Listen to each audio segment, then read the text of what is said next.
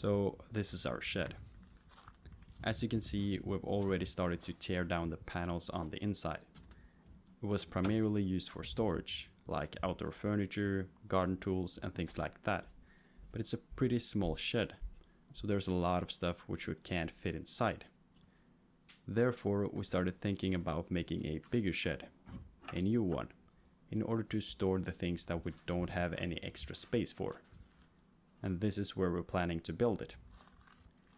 But first, we need to get rid of this old shed. So let's get started.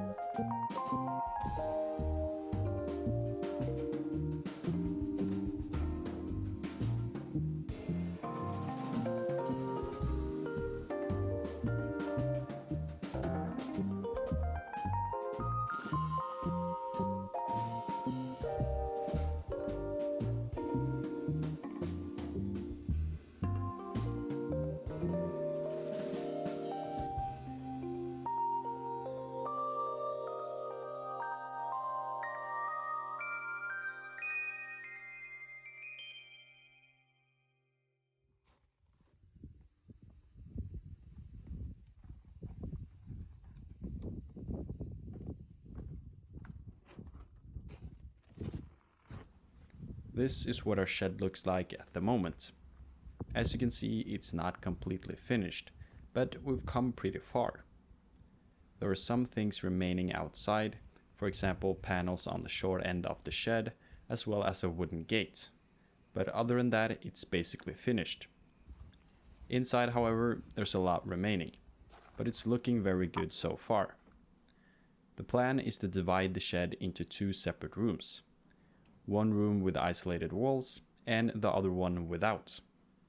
This is because we want the possibility of storing things that should not freeze. For example, paint buckets. Over here you can see where the gate is supposed to go, and it's currently missing because we have not made it yet. Right beside it you can see a pipe and a cable, and this cable comes from the house and is going to power the shed. When the time comes, I'm going to be mounting a fuse box which controls the power to the shed and powers the lights and outlets in both rooms. As you could clearly see on the time lapse, I wasn't much in it, and that's because I haven't done that much. Primarily, it has been my dad and some of his close friends, alongside a little professional help, that has made this shed come together. This is the current state of the shed, and I'll make sure to update you when it's time to install lamps, switches, outlets, etc. But until then, I hope you enjoyed watching the video, and I'll see you in the next one.